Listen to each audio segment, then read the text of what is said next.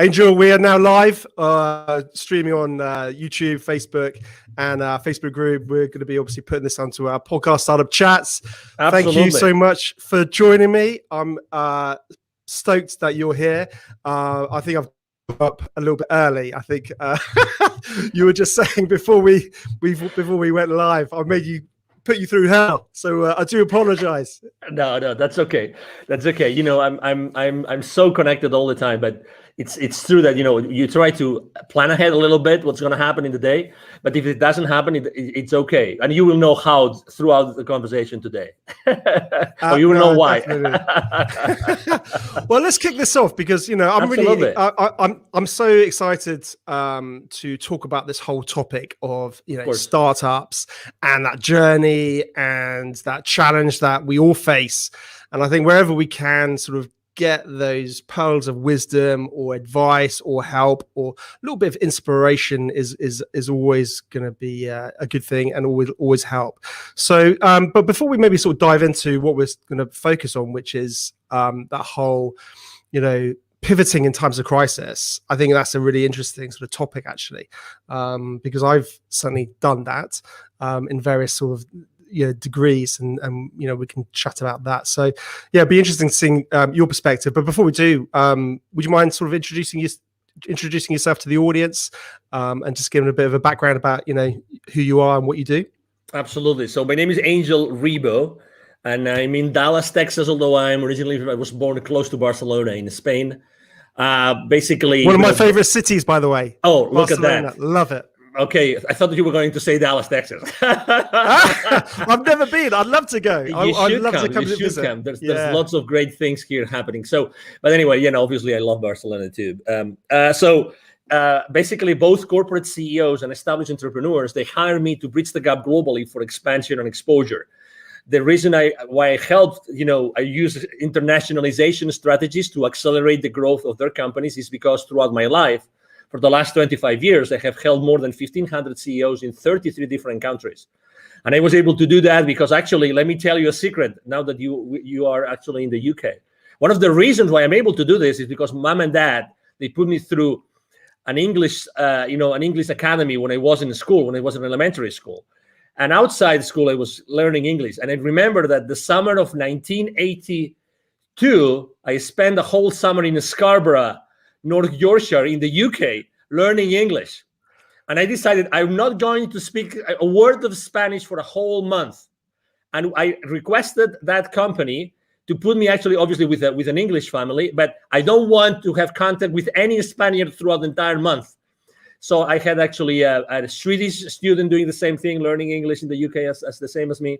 And I only had contact with Swedish people and people from other places, but not with the Spaniards. And that's why I was able to speak English. And then, you know, I started my international career and everything. Something which is also really important is that, you know, as I lived in Latin America for 10 years, my heart and soul is with the kids in need in Latin America. And I started my nonprofit. It's called Wisdom for Kids. I did that 3 years ago. I'm the co-founder and president of Wisdom for Kids. And we help underprivileged kids in Latin America become entrepreneurs using the local resources. That's in a nutshell, you know, who I am and what I do in my life, Ben. No, that sounds amazing. You sound like you've been doing a lot and have a lot on your plate right now. So absolutely, it's always fascinating. And to be honest with you, I'd love to sort of dive more into all of those little, you know, all those elements and those niches to understand more about them. That'd be amazing. But maybe that's for another day. Absolutely. We can be, I mean, obviously, thank you very much for having me, Ben, here. And thank you, everybody listening to us today. I can be with you guys anytime. You just tell me 5 minutes before, and I'll promise to be there. Okay, Ben? Pinky promise. and that never happened, of course. Pinky promise. Pinky. My son does that to me. He makes me do pinky promises. You see? Of course, I told you just 5 minutes, as opposed to the 1 minute today. It's 5 minutes. I mean, this is like 5 times more time ahead. It's wonderful. You'll have to return the favor for me. You'll have to do the same for me one day.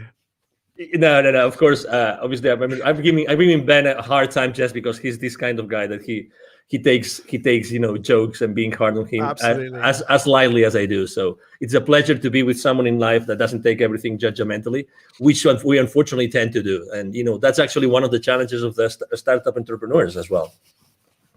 Yeah, it's very true, isn't it? You've got to be so adaptable and level-headed, quite cool and calm under pressure, and not getting too hyped or too upset either way, because it's a journey. It's not a sprint, isn't it? So you've got to keep an eye on that bigger picture. So Absolutely. And keep moving forward. That's the key. Keep moving forward. So let's dive into the whole sort of topic of pivoting. As we know, sometimes, a startup and an established business has to pivot. I mean, we've seen a lot of established businesses have to pivot in this time of, the COVID-19 and all the rest of it, particularly when, a business stream suddenly was closed off. A lot of brands had to sort of pivot towards more direct consumer sales rather than B2B sales. But certainly within that pre-launch phase and starting a startup, that can happen too. I know it's actually happened to us recently with one of our product launches. And without going into that, but I think it's a challenge that we face at various levels. And I guess thinking within that pre-launch phase, one of my thinkings is it sometimes best to pivot before you launch, if it's abundantly clear that you should, or sometimes is it better just to launch, test the market, and then pivot?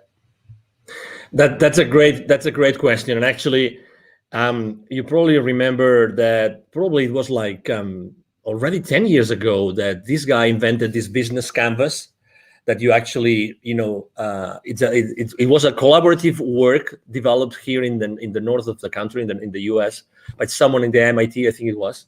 The reason why I'm mentioning this is because we tend to forget that the buck, right, the dollar, the money starts with sales.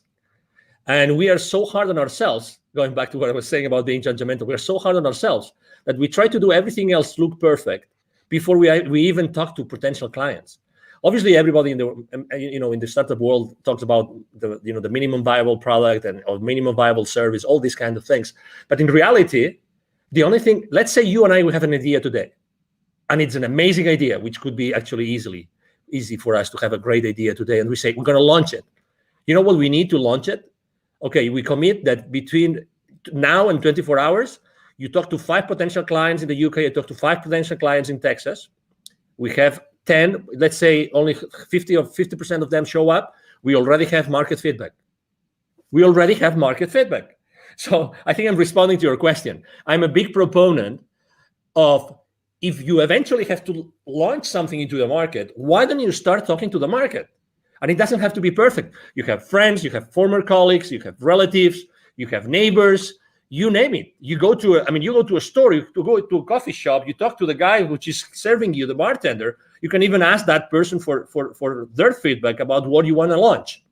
So to your question, my main business mantra is take imperfect action now. That's me.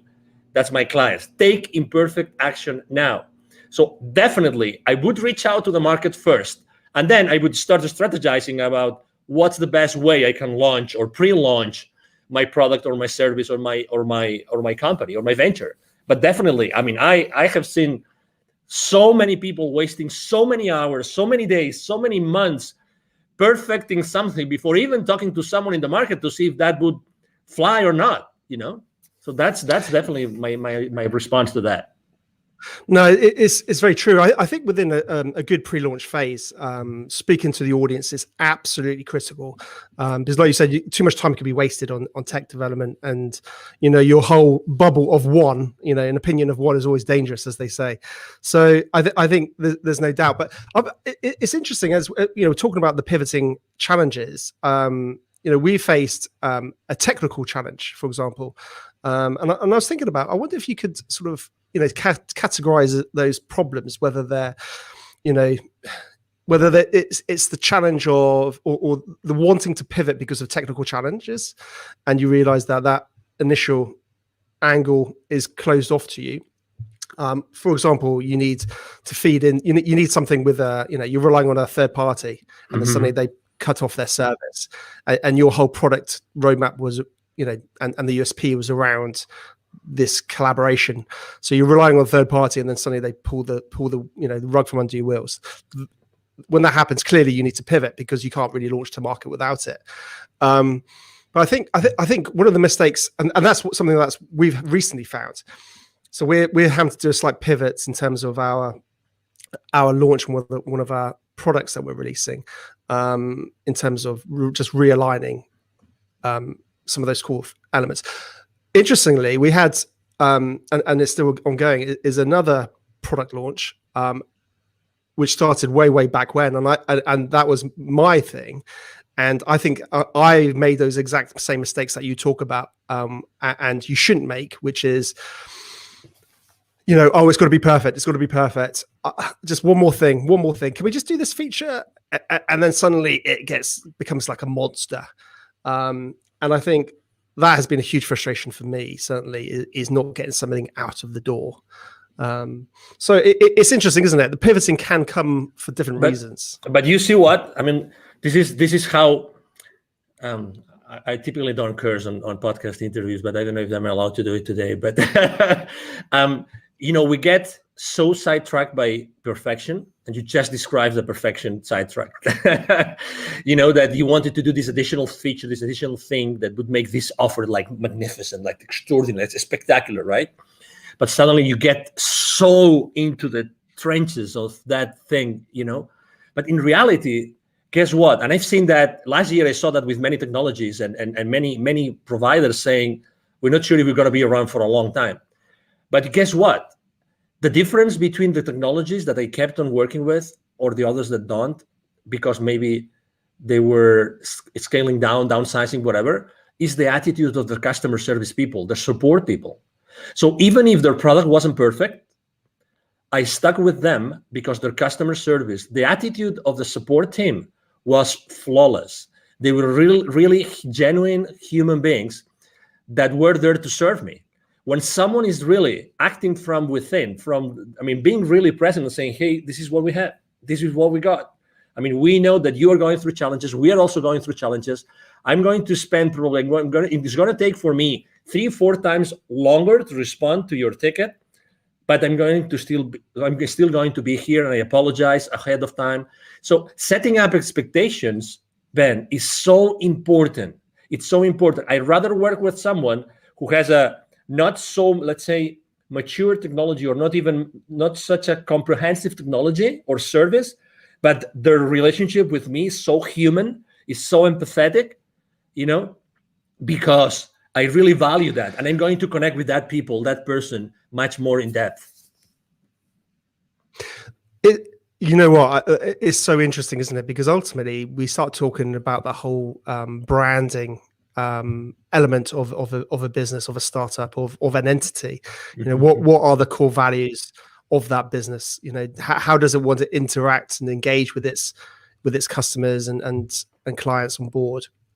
And I think we then start sort of diving into that world of the community, building a community, and whether that's, I guess, having a really good call center or team that respond to tickets and problems, or even I've seen really interesting communities built up on like Facebook groups where startups are really engaged with their communities. And I think having that authenticity and that dialogue, that's the key, isn't it? Like you touched on, it's that dialogue to say, hey, Angel, we're working on it. This is our tech roadmap. This is what we're working on. We're struggling. We're trying to get things off the ground. We're bootstrapping it, or whatever it is. And then you can feel, more of a passion towards that brand and company, and see the face behind it. Yeah. And on its own, actually, if we think about it, that's such a strong, powerful part of planning in any pre-launch phase, but also post-launch, because obviously that's when you've got to deliver effectively. And follow through, and that's always challenging. Absolutely. I can give you even another example. Last year, there's this technology that they love to use. My team is an expert on using that. It's called Zapier, which allows you to automatize so many different systems. Zapier takes webhooks from here and there and blah blah blah, integrates so many. So I use a specific dashboard with my clients, and guess what? This guy said they're not cheap, but this guy said, we're going to give you 3 to 6 months for free, just because we know you're suffering. And their support system is great. Okay, so they gave me 6 months for free subscription last year, just for the sake of it. Just for the sake of it, because I was a small business owner, I qualify, blah, blah, blah. Just 3-4 months ago, a competitor came up to the market at a fraction of their price. And they offer you so many more actions per month, which is the currency that Zapier uses. So like a fraction of the price and offering you much more for that fraction of the price. But guess what? I'm not going to change from Zapier. I'm just giving you an example, right? I'm not going to change because they stood behind me, with me all the way. They provided me extraordinary service. They even said, we know cash flow is an issue for you. We're going to support you. So, oh my God, do you think that they will ever leave Zapier as a technology provider for my team and myself? Of course not. The branding, they have, my concept about these guys, what they're going to do for me whenever my business grows more and more and more, and I need them more and more and more, they will be there for me all the way. It's amazing. Exactly. It's about the brand. It's amazing. Do you agree? 100%. And it's interesting, isn't it? Because I guess if you've got that strong narrative, that strong brand, that's good, that story that people buy into, if you do have to pivot, then it's much easier to bring them with you, because I guess you can again have that honesty and say, hey, listen, we're having to realign our business model. We're having to do this. Come with us. And when that pivoting moment does come, I'm guessing that's a lot easier. Yeah, it is because again, you trust them. You have already developed that relationship. It's all about expectations, Ben. I mean, really setting up the right expectations is so important at all levels. We tend to, there's a concept I use both when I coach personally the CEOs and when I work with in business, when I'm doing business consulting, which is a secret contract. And think about it. This concept of secret contract is just brilliant. With every single person that you have a relationship with, Ben, and everybody listening to us, with every person that you have a relationship, there's a lot of things that you've never shared with that person, but you expect from them. You've never spoken about those things, but you expect from these people a certain things. And the other way around. You've never talked about that with them, or they never talked about that with you, but they expect things from you. And that even happens with your business, with your family, with your partner, with your life partner, with your kids, with your father, mother, with your siblings. There's always those things that you expect from them, but you've probably never asked them or talked with them about them. That's why setting expectations is so important in the journey of an entrepreneur, of a startup CEO. Setting the right expectations with everybody, with all your stakeholders, is so important. And just with that, you are building, just with that very simple thing of setting the right expectations, you're starting to build a very strong brand.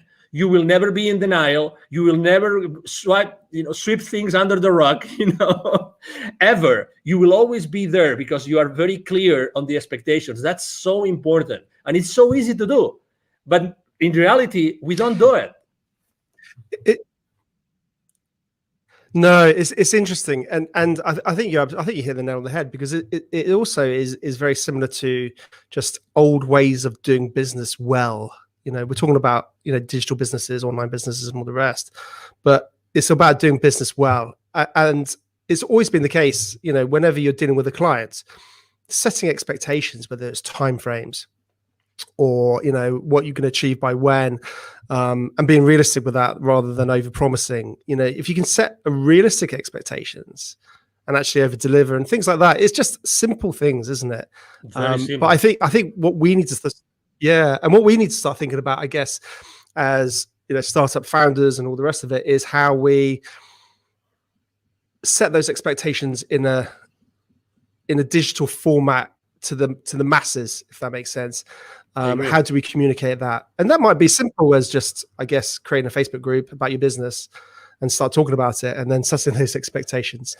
It's interesting, actually. I've started to sort of observe the technology side of. By the way, I don't want this to get into some crypto sort of video here, because there's plenty of those out there. But it's interesting the technologies behind it, and some of those guys who are leading those technologies.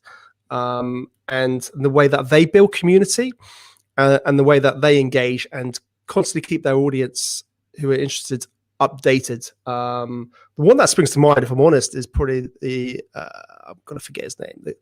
The Cardano founder, Charles Hodgkinson, something like that. I can't remember off the top of my head. And he's constantly sort of talking about Cardano and what they're doing and all the rest of it. And that's when you just think about it for, I guess, your own business or your own startup it's interesting lessons that you can possibly take for yourself post-launch, but equally, I think pre-launch, and start getting a bit of hype behind it before you even go live potentially. When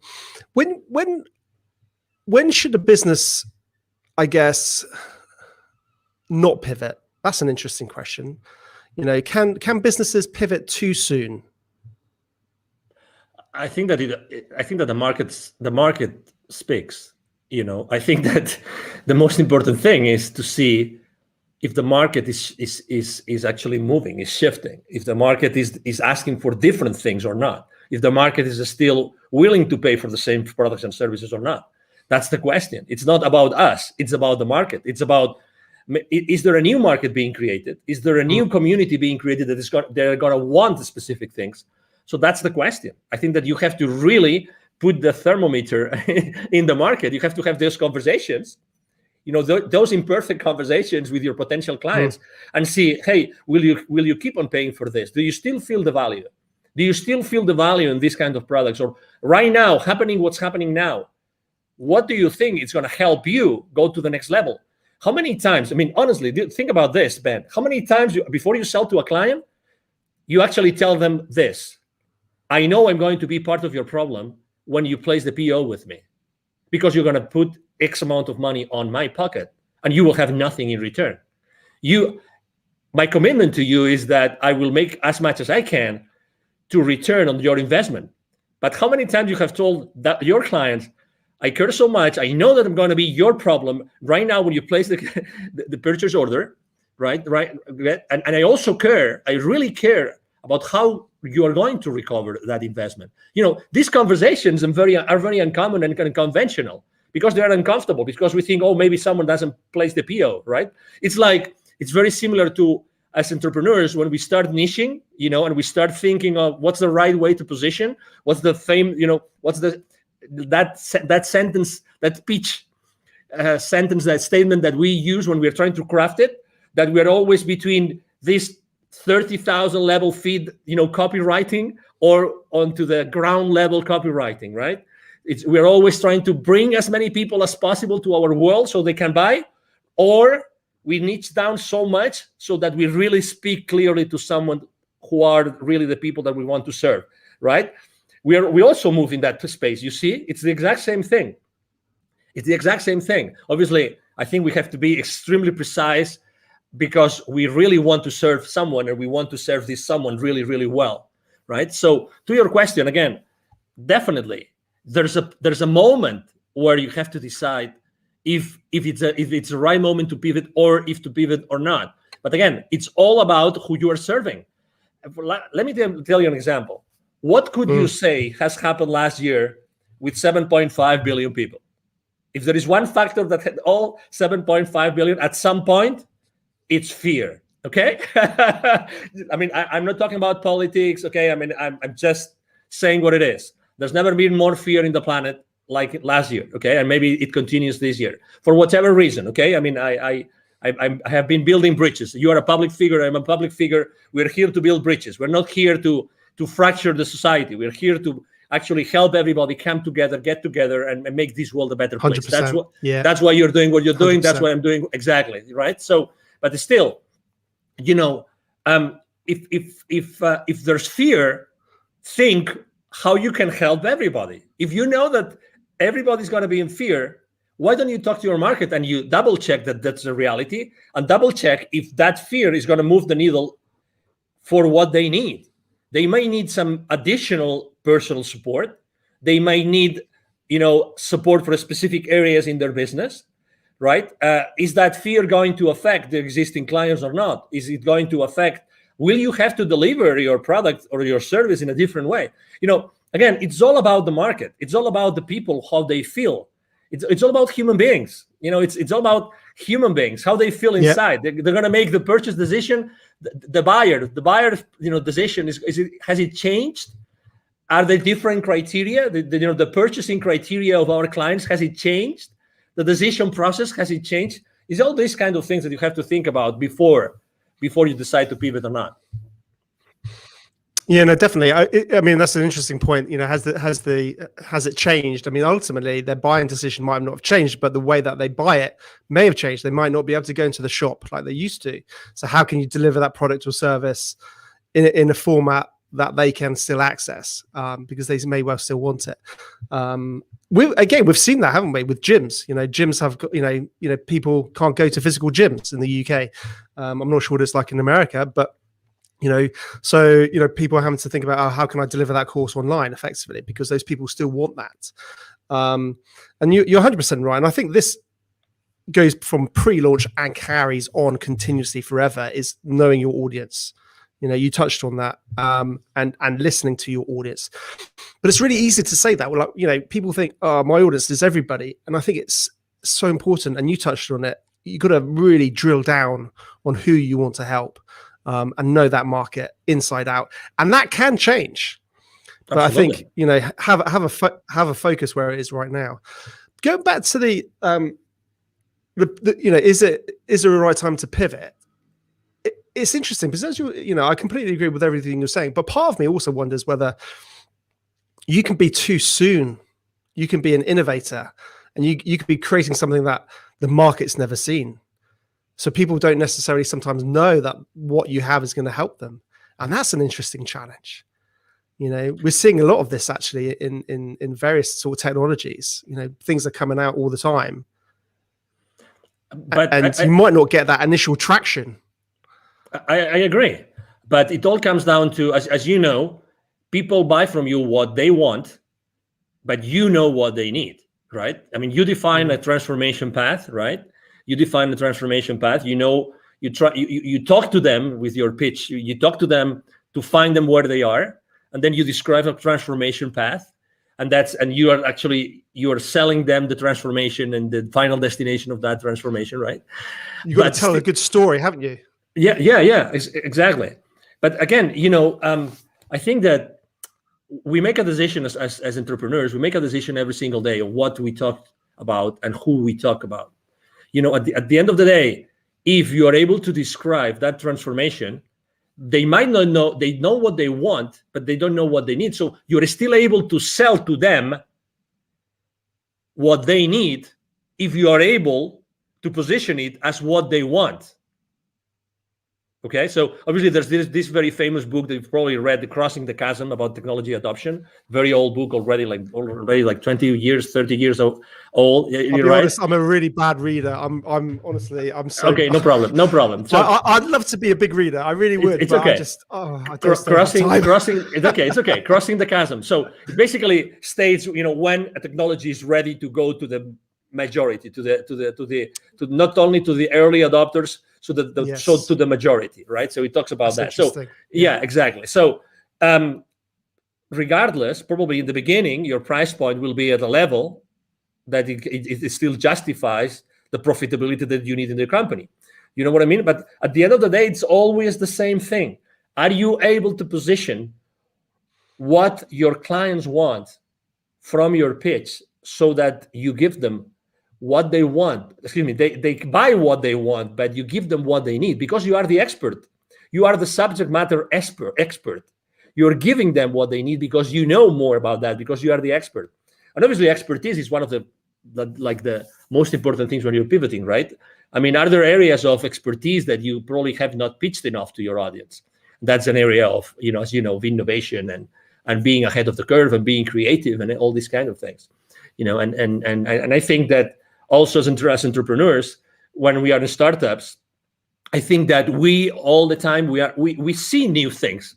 We're ahead of the curve. I mean, we really see those innovations because when we push so hard and we do so many things for so hard because our life goes on it, right? So eventually we discover many other things and new ideas and new horizons open up for us. And and it is what it is, and so I mean, if you are an awakening enough entrepreneur, there's consistently reasons and ways for you to be innovative and to start trying those innovations into the market. No, definitely. I think like any good entrepreneur, they're constantly looking at the world in a different way. I call it my invisible radar. It's this. If anyone's watching the video, you'll be able to see what I'm doing. But if you listen to the podcast, you won't. But basically, it's like up there constantly, and it's just going, and then it's all hones on something, and then suddenly it's like, oh wow, this is like, and your brain starts going 100 miles an hour, and then your wife tells you to calm down and stop being silly and get focused on what you're doing. Exactly, because it's always challenging, isn't it? It's getting pulled too far in too many different directions. Absolutely. Interesting. Talking about, again, getting back to the pivoting. I think when somebody needs to pivot, having a good personal brand makes it a lot easier to pivot. And I think sometimes lots of business owners don't really focus on their personal brands. What's your sort of thoughts around that? Well, I think there's two. This is a two-way street, right? Because you want to have a very strong personal brand, but at the same time, you don't want to be the main constraint on your business, right? So you have to be careful, okay? Because you obviously want to have a whole, system, people that will support you in delivering all that, okay? So the personal brand is very important, but also make sure that in the delivery of your products and services, you are not a constraint. So that's the number one thing. Do I believe in like having a very strong personal brand? Absolutely.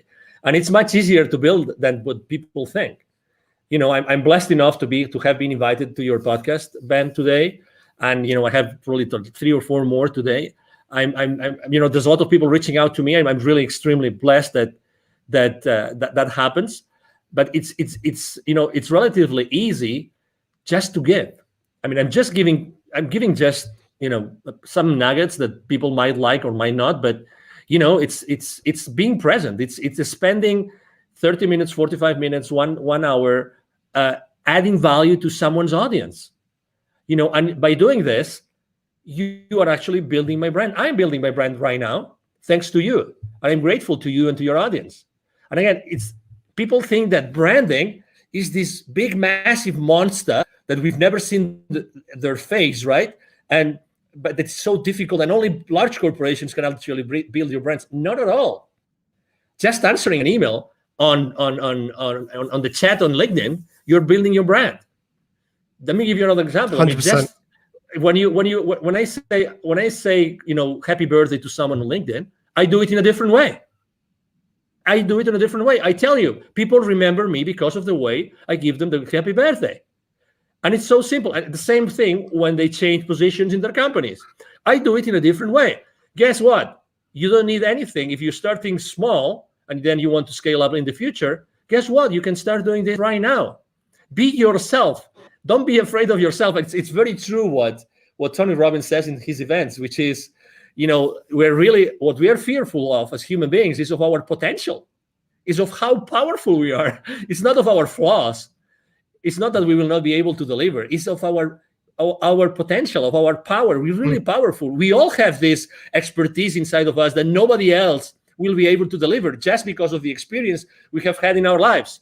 You have had your experience, Ben. You've gone through several, successes and failures. You've learned a lot of lessons. Everybody has had their own journey, and that journey is of value to someone else. That's why everybody can really become an entrepreneur if they really want to. That value, that intrinsic, unique value of anybody out there can really help other people, to overcome their challenges in their personal lives or in their business life. It is what it is. It's by definition. 100%. And also what I love about it is it gives, several things. It gives a face behind the business. So it has you have that real sort of personal element. And I think that's the future for business, having personality. But also I think as an individual, we all know we have many layers. We have many interests.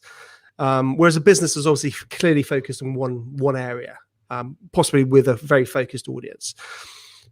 But with a personal brand, people, you're able to express more of your interests. You're able to express more of your fascinations and your other hobbies and other, businesses. So I think certainly if you do need to pivot, it's much easier to do so, and because people believe and buy into you, not that particular product or service. I think that's something very, very interesting. So in terms of sort of top tips or advice you could possibly pass on to any budding, startup founder, what would that be? Well, I said it before briefly, but it's definitely, I think that's, honestly, I think this is at least 50% of the success, of the secret to success for any entrepreneur right now, which is take imperfect action now. Take imperfect action now. Expose yourself. Whatever you want to do, start doing it right now, immediately. Start talking to potential clients, to potential partners, to potential collaborators, to potential allies, immediately. Take imperfect action now. Don't wait. There's never going to be a perfect time for you to become an entrepreneur. Never. So why don't you start doing it now? You don't really need much. Honestly, you don't really need much. Really. I mean, what did they say? Yesterday's the worst day, today's the best day, or something like that. I probably got that completely wrong. No, yesterday was the best day. Today, I can't remember. I'm just probably making something up. No, that's okay. But it's a matter of, hey, take imperfect action now. And then as soon as you start making steps, taking those steps, as soon as you start doing that, you will start seeing the forest. You will start seeing this works, this doesn't work, this could work, this couldn't. You start seeing the rest of it. But you have to start making those steps. You know what I mean? So definitely. Exactly. So be humble enough to do that. Definitely. And just out of interest, on a side note, Angel, what's the sort of whole startup scene like in Dallas, and in your hometown? What's business like there? Well, I have to say, first of all, it has changed and improved a lot. Dallas used not to be the startup hub that it is today. I've been very involved with the startup community here. Actually, last year, it's so funny. Last year, I gave 2 different webinars to the startup community here, and the title of both webinars were Pivoting in Times of Crisis. both of them. So there's a very strong community for startups here, very strong. That particular accelerator I gave the webinars to, it's called The Deck, but there's many accelerators. The mayor of Dallas himself, he has said many times on the stage, he wants to become a very stronghold, important stronghold of the startup community in the country. And there's a lot of, angel investors community and family offices. And this, it's really a great place to be an entrepreneur and to start up your business. I'm very involved with the Startup Week here and with the Startup Weekends. I've been the jury for a few Startup Weekends as well. So, it's a great place to be, definitely. I would encourage anybody that would like to maybe try and come to the US. This is a great place to be. Fantastic. And am I right in thinking a lot of people are moving out from California and Silicon Valley to Dallas? Totally. Is that right? Yeah, it's true. Actually, large corporations, even before the pandemic started large corporations from California started to relocate here. And right now it's massive. It's massive, the amount of people that are moving from California and many other states to Dallas, to Texas, North Texas, because Dallas is strategically positioned. You don't think about it, but Texas is a huge state. We will never run out of space. That's the beauty. We will never run out of space. And we don't have a state income tax, which is great. And also, the property prices are pretty reasonable. So yeah, it's a great place to be. Ben, you should start making your luggage here. Come on.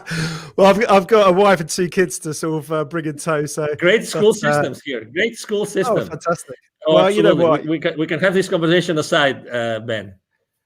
Well, it'd be great one day, definitely. I think in my dream one day, I really want to make sure I get to meet, like you in the real world, and all my guests, because I think it's it's very easy for us to just do it virtually, and that's fantastic.